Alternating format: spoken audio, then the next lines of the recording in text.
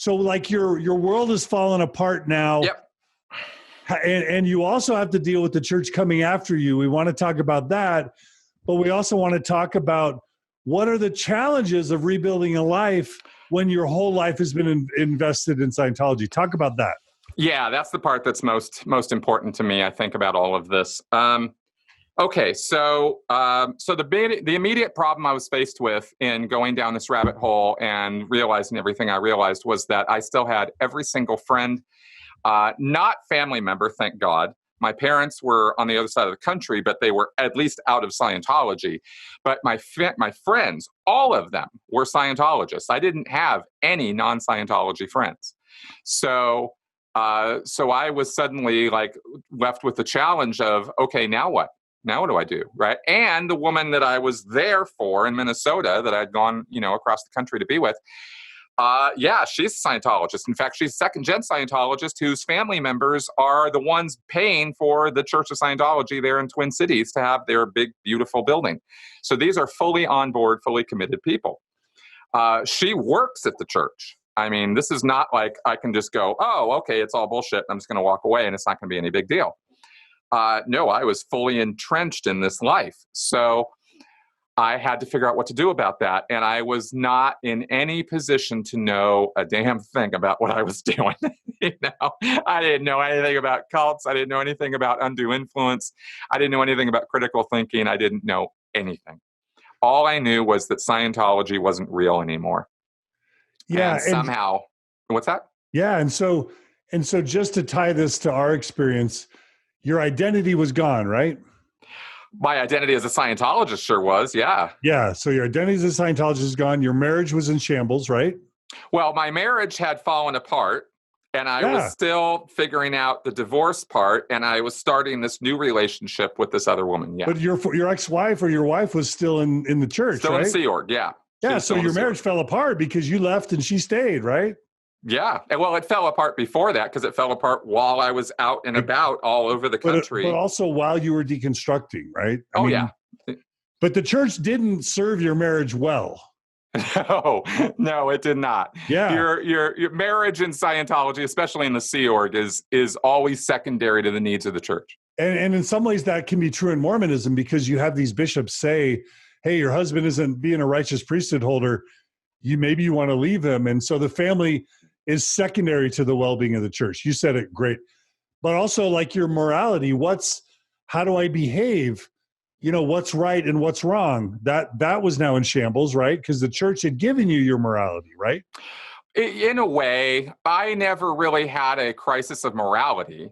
Okay. That's something I've only really been thinking about recently. But my life, the more important for me was that the goals of my life were gone. Meaning and purpose in life. Yeah, that's what was all gone. And your career, right? Because your whole career, your education, your career wasn't set up to keep your family strong. It was set up to serve the organization. So once you had left, what's your profession? What's your livelihood? And then more importantly, like you said, what am I going to do with my life? Why am I even here? And what is going to get me motivated? And how do I pick up the pieces now that that's all fallen apart, right? Well, yes. And what I was trying to do was salvage the pieces I still had left in front of me. I hadn't given up on all of it yet, right? I'd given up on Scientology as a belief system, but I still wanted this relationship to work. I still wanted to have a family. And I thought, not knowing anything about what I was up against, that I had a chance. If I had known what I was up against, then I think even more of it would have been in shambles, But I was still ignorant of some things, which I needed to learn, which the rest of 2013 taught me. And that was just how ruthless the Church of Scientology will be. And how interwoven your relationships can be with family and friends and social groups. Because whether or not you lost your parents, we'll see. Whether or not you lost your Scientology friends, you lost your wife, but then you had a community, and now you no longer had a community. And those are the biggest things that Mormons struggle with. Does the marriage survive? Does my relationship with my parents survive? Does my relationship with my siblings survive? does my relationship with my friends and my community survive? And if not, how do I pick up with my marriage? How do I pick up with friends? How do I pick up with community? And how do I live with compromised relationships with parents and siblings and all the people that are in my life that I care about? Well, exactly. And I was not aware yet of the full load that I was carrying. Yeah. In this regard, right? I was still, like I said, I was trying to save the relationship.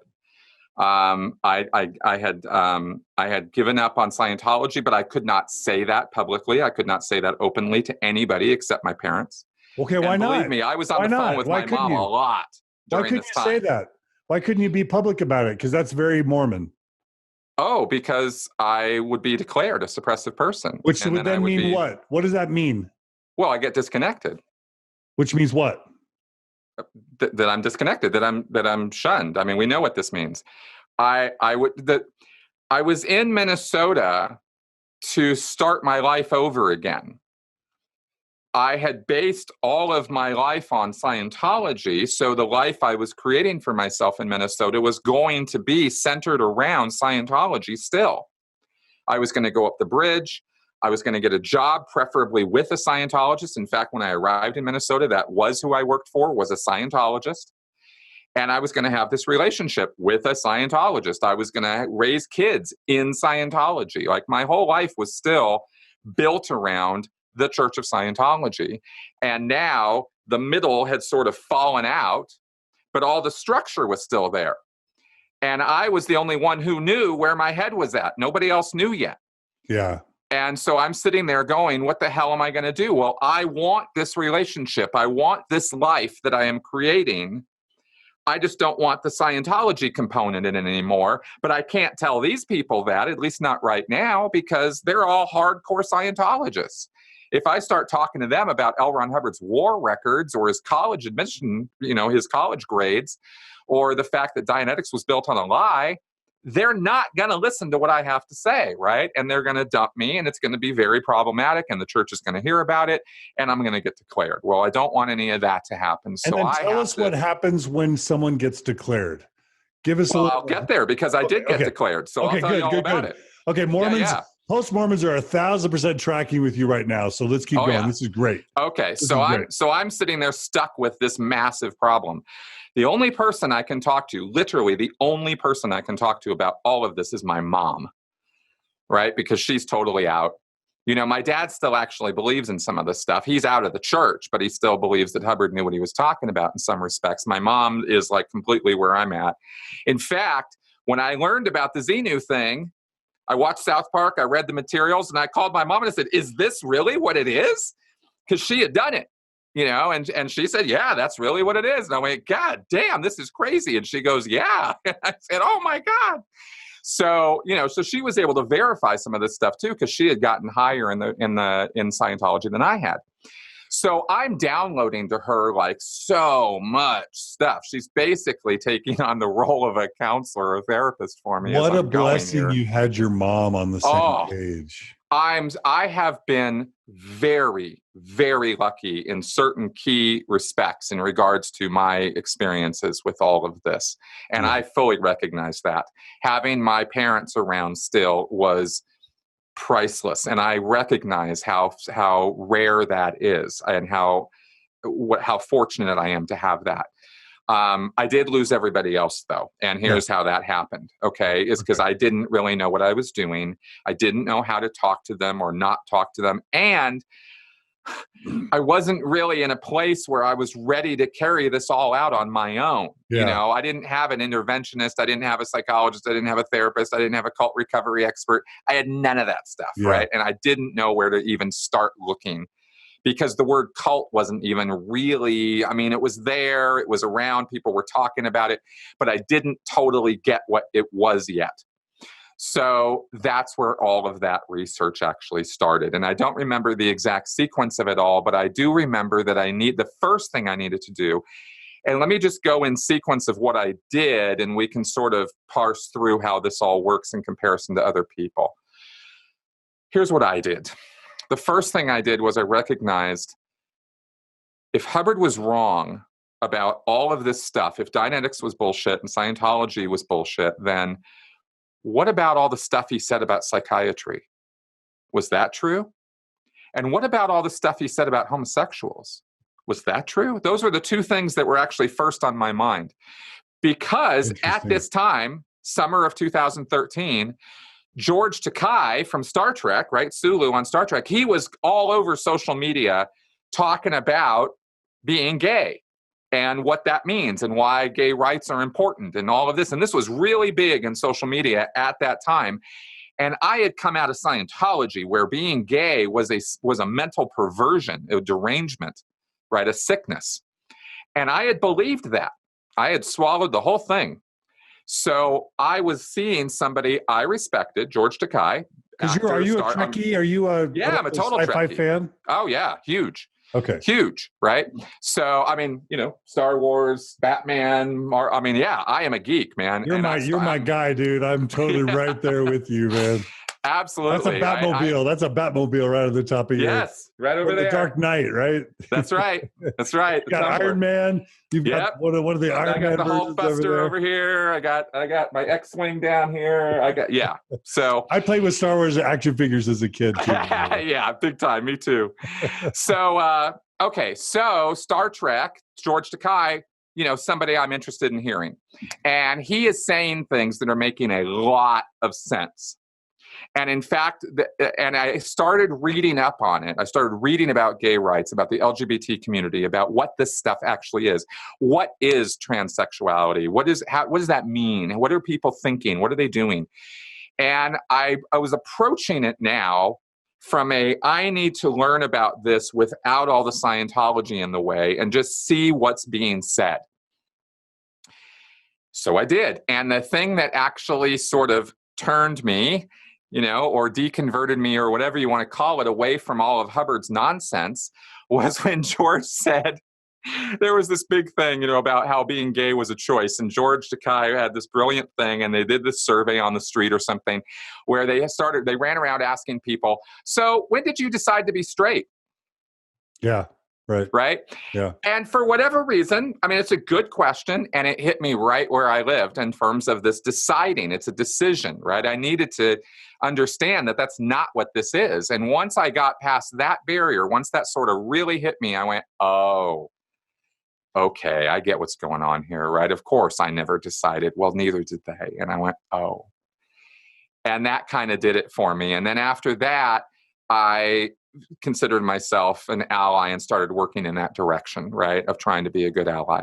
So I didn't want to have any of that, nonsense lingering in my head. And so I had to sort of deconstruct the Scientology ideas, Hubbard's ideas of what's wrong with being LGBT, and sort of break all that down for myself so I could see reasonably that that's just nonsense. So that was the first thing. The second thing was tackling psychiatry. And on that note, psychiatry has a long and bloody and disgusting history, and there's no denying that. And I knew all about it. I was well educated on how bad psychiatry's history was. The lobotomies and the lobotomies, reparative therapy, leucotomies, electroconvulsive shock therapy to gay people. And the drugging and everything else, right? It's got a pretty sordid past. And it's not something I'm going to apologize for. Psychiatry has had a bad history. So knowing all of that, I had to look at, though, well, wait a second, is that psychiatry now? That was certainly psychiatry in 1950, 1960, 1970. One Flew Over the Cuckoo's Nest was not, wildly Great movie. exaggerated. Yeah, right? So I needed to look at this, though, and go, well, wait a second. Hubbard takes it so far as to say psychiatrists are actually evil beings who have existed, who come from the planet Farsec, and have existed for trilania and have been trying to do this entire universe in, right? And I went, wait a second. Yes, You right. can't go with millennia. You can't just go with millennia. He's got to go trilania. Yeah, exactly, right? So I'm like, okay, enough, right? This is crazy town.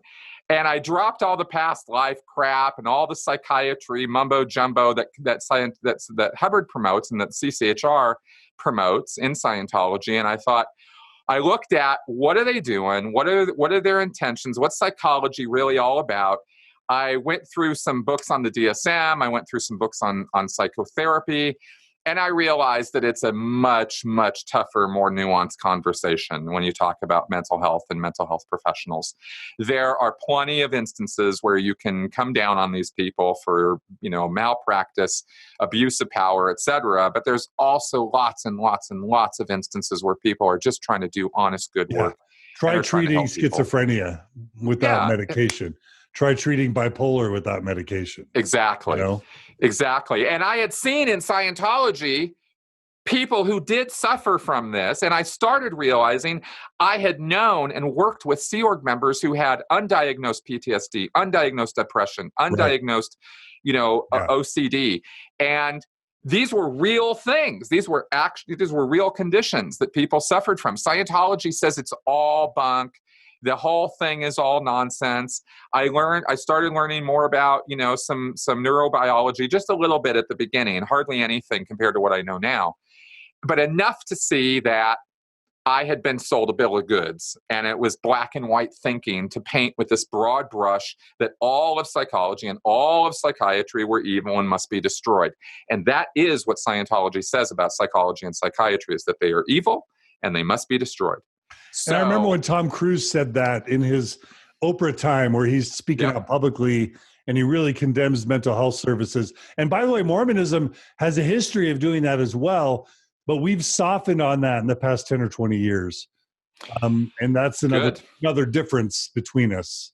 Yeah. But there's still a problem. We still advocate conversion therapy for gay people in an indirect way. So there's still problems.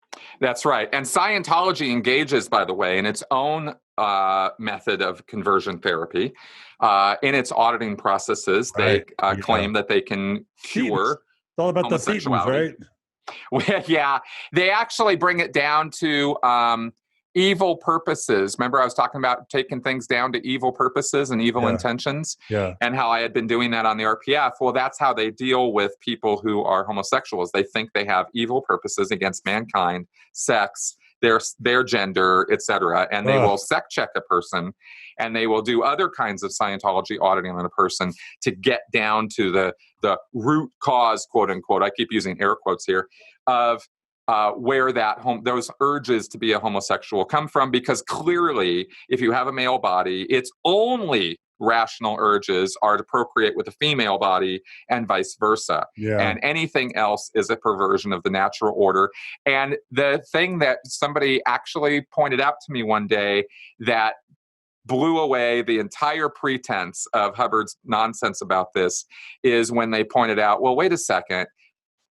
If a spiritual entity doesn't have a gender, then why is it so important that they align with the gender of the body that they're born in? How is this in any way why is this such a problem? And of course, it wouldn't be a problem. There is no logical, rational reason why it would be a problem. It was just Hubbard's nonsense and prejudice. And that's a problem with Mormonism, because our leaders right now are teaching that our spirits have gender. And so gender is eternal. They don't. That when Heavenly Father created you in the pre-existence as a spiritual being, He assigned a gender in the pre-existence before your spirit came to earth to incorporate a body. So that's why we're stuck. We're stuck in the gender wars. Wow. In Mormonism. Yeah. No, it's not that. Yeah. In Scientology, it just doesn't make any damn sense. So, so the point being, I could deconstruct these beliefs. And those were the first two that I tackled because they were the most socially relevant, and they were the most relevant to my own recovery. Because if I was going to get help, I was probably going to need some help from psychology. And I needed to understand what this was going to do and what this was going to be about. And I needed Why did you care about gay people? Because it was socially relevant at the time. It was a big topic of conversation. Okay, because you liked George Takei. And you cared about humanity. And Exactly. Interesting. And it was and it was a raging social issue at the time, as it still is to some degree, but it was more so in 2013, I think. Cool. And okay. So those being the two first things I tackled, what that then led me to was I thought to myself, okay, my priority became, I don't want this to ever happen to me again. This was how I talked to myself, right, at the time, was, okay, this was such a devastating blow to my ego, to my, to my life, to my self-image, to everything. I gotta make sure, and maybe I was assisted in this by a Scientology belief of there's a particular little Scientology formula that you do when you don't want to ever have something happen to you again. And maybe I was thinking with that a little bit, but I wasn't applying Scientology to the situation. I'm just pointing out that maybe, why would I be thinking that way? Well, maybe it had something to do with that.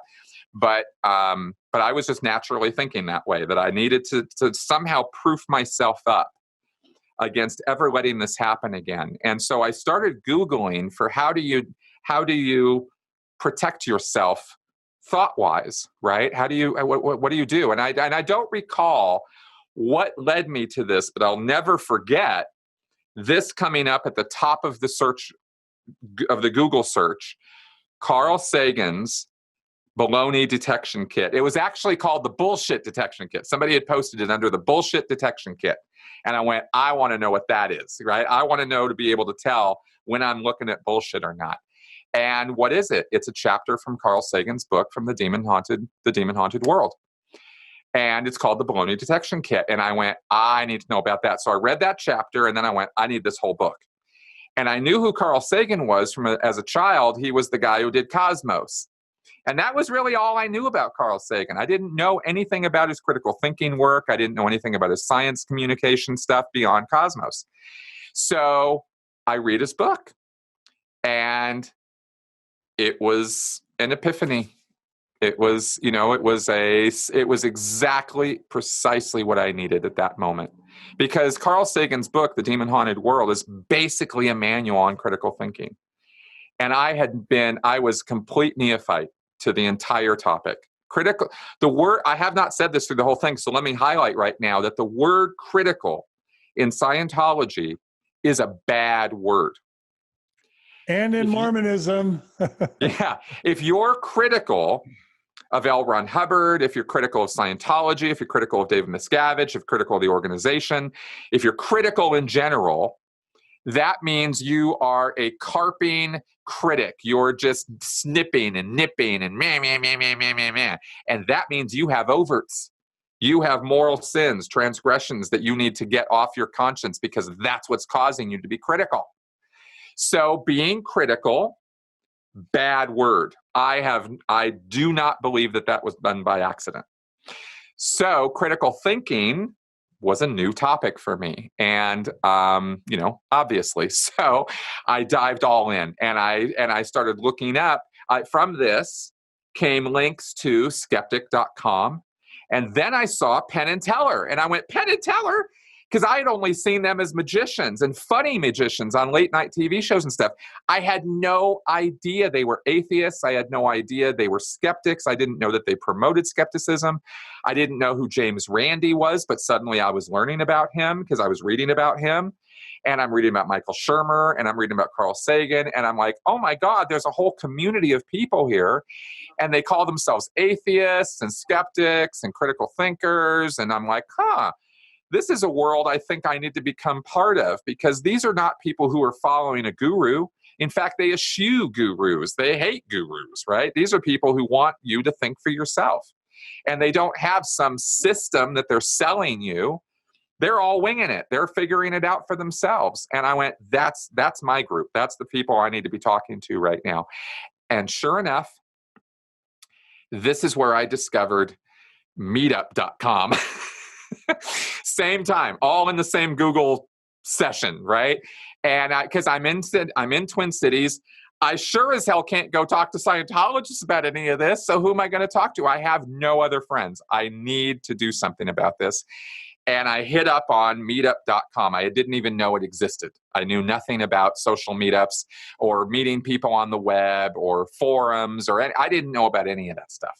It was all too new to me. So I am crash coursing myself on all of this. And there is a local meetup of a skeptic group called Drinking Skeptically. And they meet once a month at this pub. And I'm like, I want to go meet these people. So I go to it and I'm just sitting there quietly minding my own business, watching these people show up. And I'm the stranger there. And I'm kind of like, hi, I'm Chris. And I'm not saying a whole lot about myself. And I'm just kind of watching to see what's going on. And these people seem nice enough. And they're kind of talking about religion and they're talking about this and that. And the guy who heads it, this wonderful guy who I still am Facebook friends, Travis, he comes up and sits down with me and he says, hey, who are you? What you doing here? How can I help you? And I start talking to him and I said, well, and this was the first time I actually said these words out loud to anybody. I said, well, I used to be a Scientologist and now I'm not, but I'm still I still know a lot of Scientologists and I'm just kind of trying to figure things out. And he said, you're what? And a smile came on his face, right? He's like, you used to be a Scientologist? And I said, yeah. And he goes, oh, and he looks over at somebody, he goes, he used to be a Scientologist. And he's not teasing me. He's honestly enthusiastic about getting the chance to talk to somebody who was involved in Scientology. And I'm like, not only am I being accepted, this is somebody who wants to talk to me because of this, right? And there's no judgment. All of these people who were there, every one of them, I think, had been involved in a religion before and had come out of it and had some concept of what that was like. So I actually felt almost immediately, once I started interacting with these people, that I was in the right place. That I had found the people who were going to really understand something about what I had just experienced. And you know what? I was right. And again, maybe it was luck. I consider it that I'm somewhat fortunate that I just landed in this place at the exact right time that I did. But I sat down there with Travis and he just asked me all these questions and I started downloading. And once I started, it was kind of hard to stop. And when we got to the time when I said, and then I joined the Sea Org, his face drops again. He goes, what? You were in the Sea Org? Like he kind of had known something about this stuff, but he didn't really know a whole lot about it. And he was just so enthusiastic. So I'm telling him my story and he's just loving every minute of it. And he's so thankful that I'm there and people are kind of gathering around and there's smiles and there's laughing and there's people who are joking with me and they're just accepting who I am and who I had been and the fact that I could change out of that. And that there really is, wow, I can't believe I'm actually like, okay. You're getting emotional. I haven't thought about this one in a while. That was priceless. That's what I was so lucky about, is that I landed at a place where people were accepting. They weren't judgmental. And I just kind of lucked out that I found the one skeptic meetup in Minnesota, Minneapolis, that I could go to, and I went to it, and the people there were just perfect. And there was nobody giving me a hard time. There was nobody like asking me weird questions about Xenu and stuff. I was just telling them, what I've told you. So can I just pause you for a second? Yeah, go ahead. That's so beautiful. I'm so emotionally connected to what you're sharing. And just so you can see through our side of the window, the reason why I've done workshops and retreats every year for post-Mormons, and the reason why we're doing Thrive, and the reason why we've created these Thrive local support groups, where in Twin Cities, hopefully someday there'll be a Thrive group for healing beyond Mormonism, where people questioning Mormonism, and hopefully someday any religion can come to a little support group in whatever city they're in, or whatever town they're in or suburb they're in, and be able to find people that either are going through it or who have been through it, who can look at them in the eyes and say, you're not crazy, you're not alone, you're awesome. And then here you can make it through this, and we'll be there to help you. I just want you to know, when you hear blah, blah, thrive, you blah, blah workshops and retreats, that's what we've been trying to do on our end so that more people can have experiences like the one you had. And that is the best thing I think can possibly be done for people newly coming out of these groups. Yeah. Yep. Sure as hell worked for me. Yeah. And I wasn't even, looking for therapy. I was just looking for people to talk to. Yeah. And make friends with. I'm so glad you found that. Oh God, me too. So again, perfect, right? Perfect conflation of circumstances. And so that started giving me the idea that there were people outside of the church that I could be friends with. Yeah. People who were not going to be judgmental, and people who were truly interested in and kind of just enjoyed having me around. Because after I told my story, I started interacting with them on a human level, and just like, oh, well, who are you? And what are you? Blah, blah, blah. And we talked about nonsensical stuff, and it was fine. Current events, news, religion in general. Everybody in the room was pretty down on religion in general. And that was kind of, where I needed to be at that moment, because I needed, again, that polar opposite view. And I needed to enmesh myself in that for a while to kind of clear my head of all this stuff, right? If you think this is like a pendulum swing kind of thing, and this is the what I needed, and it was exactly what I was getting. I continued to talk. Oh, can I just say one more thing really quick? Yeah. Wasn't it amazing? If you were like us, you talked about this in your last episode. That how did you refer to non-Scientologists? What were the terms? Huh? WOGs. And tell us again what that stands for. Well, it doesn't stand for anything. It's a British derogatory term. It's a racial epithet, actually, is what it is at this point. And yeah, it's WOG. But Jews, WOG. I think Jews call non-Jews goyim. Mormonism just says members and non-members. But you always grow up with this exceptionalism that you and the people in the church are God's chosen, and everybody outside's inferior. Can you talk about what your awakening was like as you started seeing what WOGs were really like? Yeah, that was actually that's what was so special and cool about this whole experience. Was I was getting more compassion and understanding from these people, total strangers to start with, than I was from the people who were in the church who had known me for decades. And they were now, I was experiencing the cold shoulder, I guess you could say, from the Church of Scientology during this time. And it was, and there's some details I'm not going into because it just takes too long to explain, but there was rockiness with the church. And I was trying to, put up a good show, stay in good standing, keep this relationship going. But internally, it was a black and white situation for me. So, meaning, Scientology was all this, and I was kind of not all that anymore. But I was still trying to put on this show of it. I had also, by the way, in order to start downloading and get some relief, kind of open the vent a little bit, the steam vent, I guess you could say. I had started posting in some forums. There was an Ex Scientology message board, which was a forum group for people to just talk. Right. I created a sock account on that, an anonymous account, and I called it "I Hate Duplicity." On what was platform? My name. What platform was it? Ex Scientology message board. It was forum.exscientology.net or something. I don't know. It was a website. A website. Yeah, it was a website for former Scientologists. Hey, by the way, Julie just says that people in the UK don't use the W word. She says it's like the N word. So yeah, that's why I try to not. I did not know that, Julie. I apologize to all my UK and any other nationality that views that term as offensive. I apologize. We'll say W word from now on.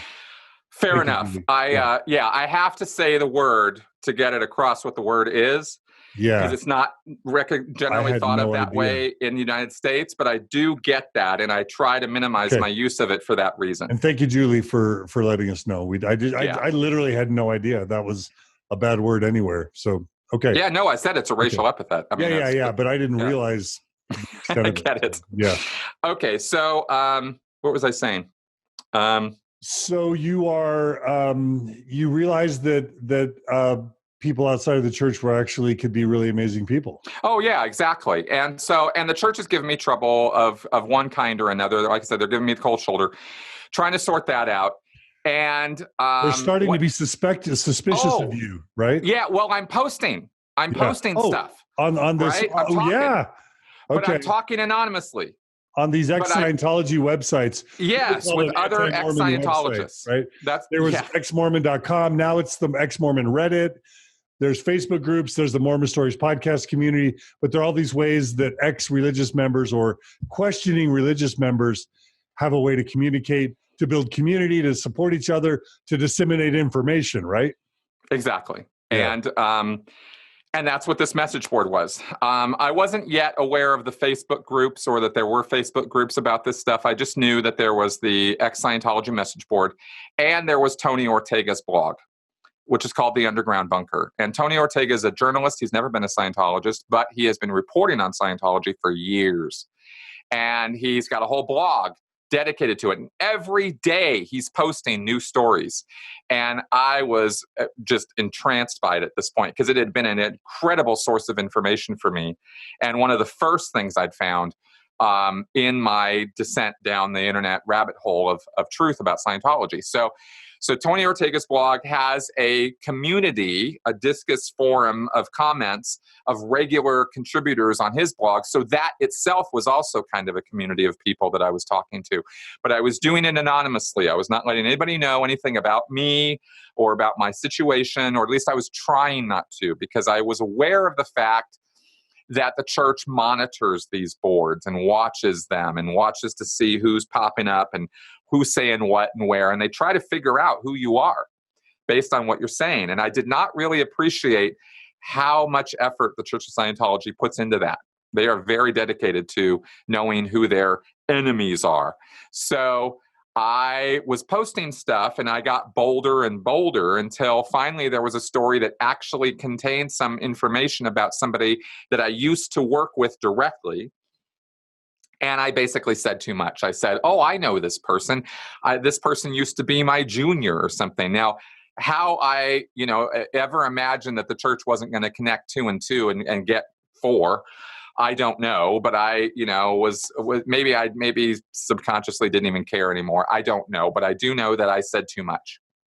And I was told later by somebody from the church that this is how they figured out who I was.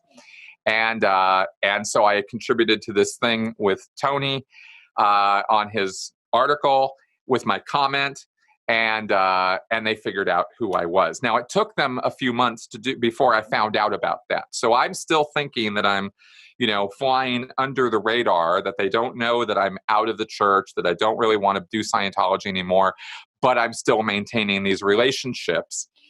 And what happened was my girlfriend went down to Clearwater to do some training. This is like October now of 2013. She went down to Flag because that's what they do with staff members from time to time, is they get them all together to do this training. There was going to be this great big release that was going to happen, and she needed to get trained for it.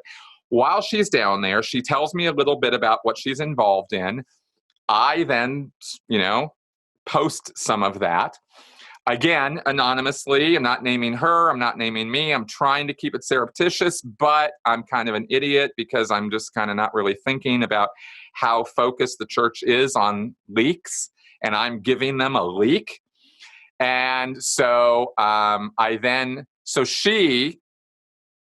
they tell her down in Florida that I am not a very good person. And she's confused about this. They know that we're friends, and she's like, okay. And so she calls me and says, have you been posting online? And I said, oh, busted. Yeah. I posted a couple things. And she's like, well, you need to stop. And I go, yeah, I guess I do. And so I swore that I wouldn't.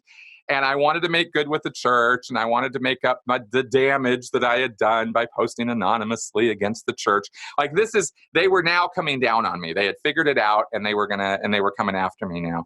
And they took her phone, and I did not hear from her again until she came back, or actually until she wrote me a letter, which I'll get to. So all of October, all of November, it's radio silence. And what happened was they had taken her phone and they had found all of our text messaging, and they had busted her for consorting with, suppressive elements, because that's what the church now thought of me as. And you don't know when they declared that, right? No, I just know that they had been figuring things out behind the scenes, and they had not been telling me about it or contacting me or asking me for clarification. They had just been putting this file together of all of my postings and stuff. And this is what they do, is they monitor all the boards and they try to figure out who people are. Yeah. And I just have to tell you, and Mormons need to understand, the Mormon Church has an organization called the Strengthening the Membership Committee, or the Strengthening the Members Committee, and they have people monitoring Facebook groups, chat rooms, internet groups, private conversations. They're collecting files on people, and then they're sending files to bishops encouraging excommunication as a way to track and control people's behavior. So Mormons have that. And I now am aware that the church is hiring social media experts who take that to the very next level, including spying on people, to be able to gather intelligence like a military organization would do, so that they can make sure and control and have influence on its members. And I've talked to people who in church headquarters, their job was to monitor and track me as a podcaster. So that's just more destructive cult bullshit, you know. I mean, when you're an above the boards operation, you just don't have to do crap like that. Right. Since when is a church an intelligence organization? And the Church of Scientology has an entire wing of the church at the Sea Org level called the Office of Special Affairs, and that's all they do is this kind of crap, right? As well as the legal stuff and executing fair game operations where they do the stalking and the harassing. But they do the stalking and harassing based on all the spy work they're doing in their intelligence division. Right. They literally have a whole division that is the intelligence division. Unbelievable. And this is a church, right? Yeah. So, so it's stuff like that I just go, no, man, Mormons, they're still way, way behind the curve. Yeah. Okay. So they know about me. They know about my postings. Your friend's been silenced. I now know that they know. Okay, this is I think late October or early November. Now I've figured out that they know, and I know I'm in trouble. I've been trying to fly under the radar, but I've been too pissed. My posts have been pretty, like I was really letting loose on a couple of them. But again, anonymously, I didn't know exactly what I had said that they had figured out was me, but I knew that I had screwed up. And so I contacted the local Minnesota church, and I said I'd like to come in and talk to somebody because I need to sort this out. And all I wanted to do, right? I didn't want to lie to them anymore or put on a false front anymore, but I did want to get my questions addressed because I had many of them after all this stuff that I had learned. And I wanted to avoid being labeled as a suppressive person. That was the only goal I really had at this point. I didn't want to continue being a Scientologist really, but I didn't want to be labeled a suppressive because that meant all these people would have to disconnect from me. So I called them up in good faith and I said, I want to talk, can we sort this out? And what they did, and this really surprised me, is I show up, I get told, okay, come to the church on Sunday night. It's a Sunday evening. Nobody else will be there. And I show up thinking I'm going to talk to this local OSA representative. Her name was Karen, and she was there, but so were two Sea Org members that they had flown out from Los Angeles to deal with me. That I did not see coming. Really? And these were two people that I had known, that I had worked with. right? There was this ethics guy, and then there was this woman from the Office of Special Affairs. Her name was Pam. And I don't think I can be unbiased about talking about this, right? This is all from my point of view. But these OSA people, man, these guys have shark eyes. I don't know how else to describe it. Like, they just don't have any feeling here. There's just nothing here. And so she's sitting down across from me at this table. And I say, okay, I've got a lot of questions I'd like to get answered. What about this? And I throw out this question. She completely ignores it, and says, you're this, and this. You have to do this, and this, and this, and this, and this. And that's how it's going to be, right? And I'm like, no, I want my questions answered, right? Bop, bop, bop. And I'm nervous. My stomach is, butterflies are practically flying out of my throat. I'm actually confronting a Scientologist, Sea Org member, who is in the Office of Special Affairs. And I'm point blank saying, what about L. Ron Hubbard's war record? What about his, failing out of college? Like, how come I wasn't told these things, right? And she is not having any of it. She will not address my questions. She just keeps repeating that she used a lot of Scientology terminology, which I won't repeat here. She basically just said, I'm a failed Scientologist. I'm paraphrasing here, but I'm a failed Scientologist who never really got it in the first place. And I got a lot of work to do, and I need to come crawling back to them so that they can sort this out. Or what? Well, that's what comes next, right? Yeah. I actually get so mad. Yeah. That she will not answer even one of my questions, that I stand up and I just go, fuck this. I'm fucking through with this. Do you think she had the answers? Because the Mormon equivalent of this is when the bishop or the stake president calls you in to kind of threaten you with the disciplinary council or excommunication. But the stake presidents and the bishops don't know all the problems with the church oftentimes. Do you think these people were actually aware of the problems? Probably not. Yeah. Probably not.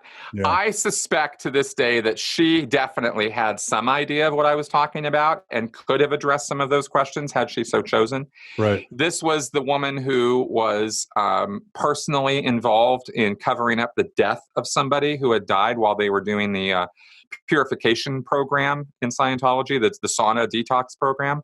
Wow. She was the one who had ordered me to give her everything I had written and typed and whatever about that incident. She took everything, shredded it all, covered it all up. So this was a woman who was aware of the fact that there was destructive activity in the church and was on the side of people who were covering it up. Yeah. Right? That was this woman. So she had been the one who was flown out to deal with me, right? Every religion has its fixers, its hammers. Yeah, it's people that are made to solve problems, and their money, their status, their reward is, can they effectively solve problems, get rid of problems without them becoming major stories or eruptions or embarrassments for the church? Exactly. She was a fixer. So she was there to fix me. Yeah. And I wasn't having it. So I got up and walked out. And I was ready to just get out the door. I mean, I was mad. I was angry. I was sad. I was almost crying. Like I said, my stomach was just doing flippy floppies. It was very nerve wracking for me, right? But I had done it. I had stood up to them. And then, so there's the salt and then there's the sweet. So this guy comes up, right, who I had also worked with. Now he had not good cop, been, bad cop, right? Good cop, bad cop. Exactly. Yeah. He had not been in the room. He had seen me walk out, and he came after me and he said, "Okay, let's talk." And he was really chill. And I said, I said, okay, because I wanted to salvage the relationships, and I knew that if I walked out of that building, it was all over. And the woman that I loved would be out of my life forever. And this new family that I was trying to create with her parents and her siblings and all of that was going to be gone. Like, every reason I was in Minnesota was going to be gone. I didn't want that to happen. I wanted to make this work.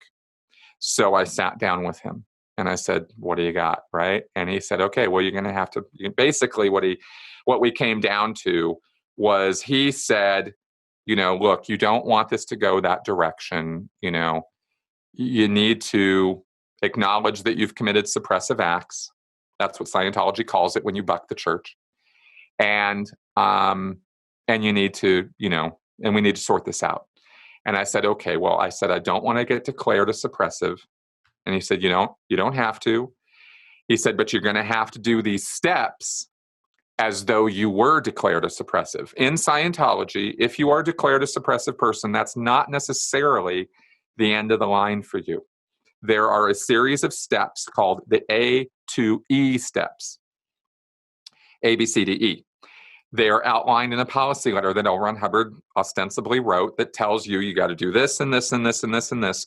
And after you're done with all these steps, we will take away the declare order and you will no longer be a suppressive person. In the 27 years that I was in Scientology, I saw 2 people do these steps and get back in the church's good graces. So I knew it was possible to do it. And I knew I was motivated enough to do it. And I knew I didn't care about Scientology as a belief system anymore, but I could still do these steps and get back in the church's good graces so that I could have these relationships. That was the only reason this was all happening. So I agreed to do them because that would make it, I thought, that I would still be able to maintain my relationships. And I started doing these steps. Yeah, and in Mormonism, that's called being disfellowshipped or being on probation. And then they give you steps or conditions to be able to be, and it means you can't talk in church or you can't pray in church and you can't, there are all these, you can still pay money, but there are all these sanctions and restrictions until the point where you've met this criteria and then you're reinstated. Okay. Yep. So same. The hoops you have to jump through to go through the A to E steps will probably take the average person a year or 2. It involves a lot of money and time, making amends to the church, doing amends projects, they call them. Like, let's say I might have to go out and pass out 1,000 Way to Happiness booklets. And I might have to do community service of some kind. And I might have to, you can't really be associated with the church or with any Scientologists, you see, because most of the people who are doing these A to E steps are declared suppressive people. So they're disconnected. They have to do it all outside of the church. Well, that would be the same for me. I couldn't go in the church and do this stuff, but I was going to have to figure it out. And I was willing to do that until December 11th, 10th. I think it was December 10th. I'm at work and I've been doing the A to E steps. I finally got step A. I believe I got it approved, which was basically just a write-up that I'm going to be a good chicken and I won't keep posting about Scientology on the internet and I'll shut up and I'll be a good person and I'll do what you want. I had basically gotten that step approved and was going to move on to my next one, or I was in the middle of that, when a letter arrives to me. Through the post. And it's a letter from this woman that I was with. She was still down in Clearwater. I had not heard from her in a month and a half. And it was a disconnection letter. It was basically telling me that we were over, that she didn't want to hear from me or talk to me ever again. And that's how it was. And even if I got through these steps, wouldn't matter. We were done. And after I got finished crying my eyes out, I said, okay. So the one thing that I'd been doing all this for, really, in the end, was taken away. And I had jumped through all these hoops. I had stopped posting on the internet for, since they had told me to. And I was trying to honestly do this stuff to comply with what the Church of Scientology wanted from me. And they took everything away anyway. Well, I was in the middle of that. So I didn't really see any reason to continue with any kind of anything with it. And I wrote to the guy who, by the way, had sat down across from me and told me with a smiling face that if I do these steps, everything would be fine. That guy, right, was the one who I was now working with on these steps. And that and another guy, right? And I wrote him, and I knew him being a Sea Org member, second generation, having grown up in Scientology just like I had, being a total hardcore believer, he was not going to listen to anything I had to say. So I didn't even try to, give any zingers or one-liners or try to hit him with any truth or anything. I just said by email to him, I'm not doing these AD steps anymore. You've forced this disconnection to happen, and I no longer have any interest in Scientology. I'm done. A week later. Okay, so the disconnection again meant that someone that you cared about was told they couldn't connect with you. Yeah, she was out of my life now. And you felt like, hey, if I do these steps, they're not going to disconnect people from me. So they kind of... No, because he specifically said, you are not declared a suppressive person. You're not a suppressive person. We are not going to treat you like a suppressive person. Okay. But you are going to have to do these steps that a suppressive person would do. Now, that's weird. Yeah. And I knew that was weird because that's not how the church operated in the past. But now this is how they're operating. And what I came to learn is they don't like declaring people anymore with an actual official notice. Yeah. Because people were posting them on the internet and it's libel. I mean, there's like actual, it's what they write about you when they write up these declare orders is slanderous. It's bad. They character assassinate you. And they used to post it on a notice board where everybody could read it. Now they don't. Now they keep it on file secretly. And I've never seen my declare order, So I was trying to prevent that from happening. And I was told, you are not suppressive. We're not declaring you. Right. So I thought, because it's hardly an irrational or unreasonable assumption, that I would not be disconnected if I did these steps. And I was honestly playing ball with them, jumping through their hoops. Yeah. Right? I didn't care about any of this stuff, but I did care about my relationships. Yeah. And I was like, okay, these guys will do Scientology and I will, we'll gradually work this out. But no, the church wasn't down with that. So I was an enemy and I needed to be dealt with. And so she needed to disconnect from me. And that's how it went down. And so she disconnected from me from Florida. I was devastated again. Yeah. Because everything I had been working we had been involved for 2 years at this point. I mean, all of 2012 was basically me leaving the Sea Org, and 2013 was me showing up in Minnesota and trying to create a new life with her. Yeah. So she disconnects. I say, okay, I'm done. So a week later, I think it was the 17th or 18th of December, I get a phone call from that guy. His name was Lon. And he said, well, you're declared a suppressive person. And I said, thank you. I know. Got it. Thanks for confirming. I said, when am I ever going to get a copy of the declare order so I can see what it is you've declared me for? He said, no, it's on file here in HCO, their offices, right? And I said, okay, well, it's been nice knowing you. Bye. And I hung up. And honestly, I felt pretty good. This is the equivalent to Mormon excommunication, I think. Mm-hmm. Yeah. What you're describing is what I experienced when they excommunicated me, I think. Okay. Well, what happened was I stood there in the snow in Minnesota. I think I was out playing D&D. I had started playing D&D again. I'd started meeting friends, once I saw meetup.com, I was like, oh my God, there's other groups. I'd actually started creating a social life for myself. I had the skeptics now, and I was starting to get into the gaming community again. I was an avid D&D player when I was a young kid before I'd gotten involved in Scientology and stuff. So I was kind of returning to my roots in a lot of ways in coming into the real life again. And I was all about critical thinking and learning about that stuff. But I was also into what can I do to have fun? oh yeah, gaming.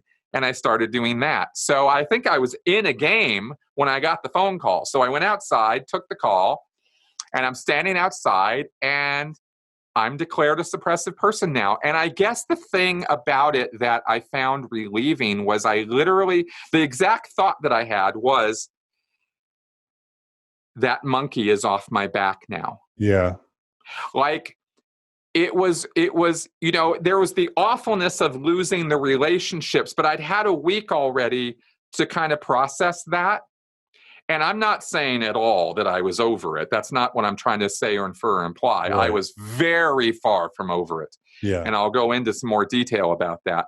What I mean is that this was a separate thing. This was the church on my head. Yeah. And, for a while, that had come off of my head for a bit, but it was always still present because I had to toe the line. I had to not say anything publicly in my own name. I had to, play nice. I had to do all this stuff. And now all of that, all 28 years of it was over, permanently over. Like, when you're declared, that's a big thing. It's not a small thing. Those A to E steps are not a hop, skip, and a jump.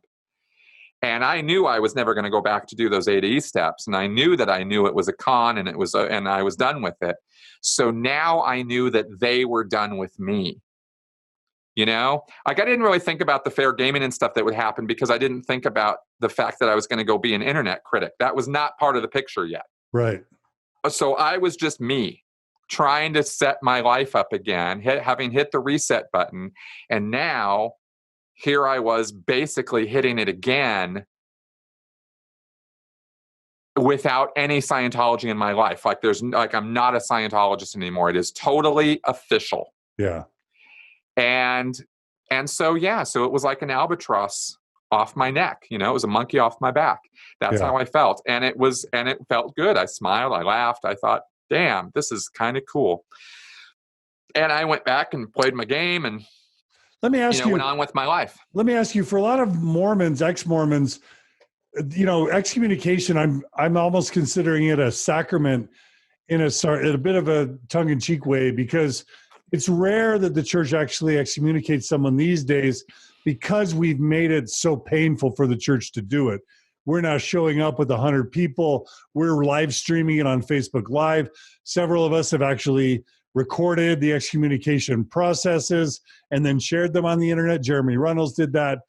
And so, Bill Reel did that. And so we've made it really painful. So excommunication is quite rare. It happens, but it's rare.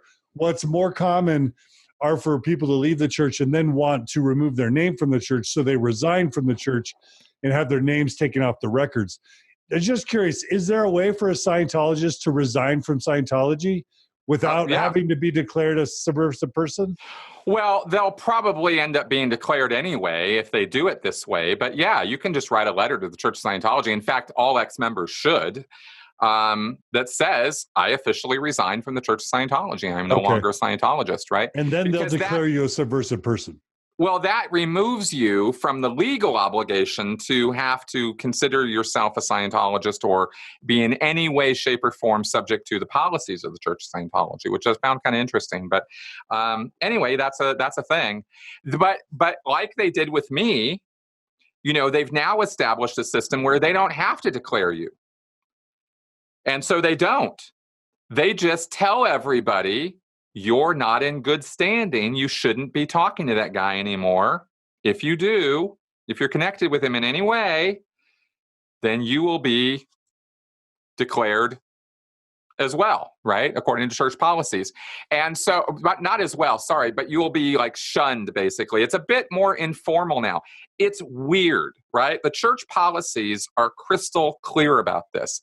And because of all the bad PR, the church has decided that Hubbard's policies on this matter don't need to be followed anymore.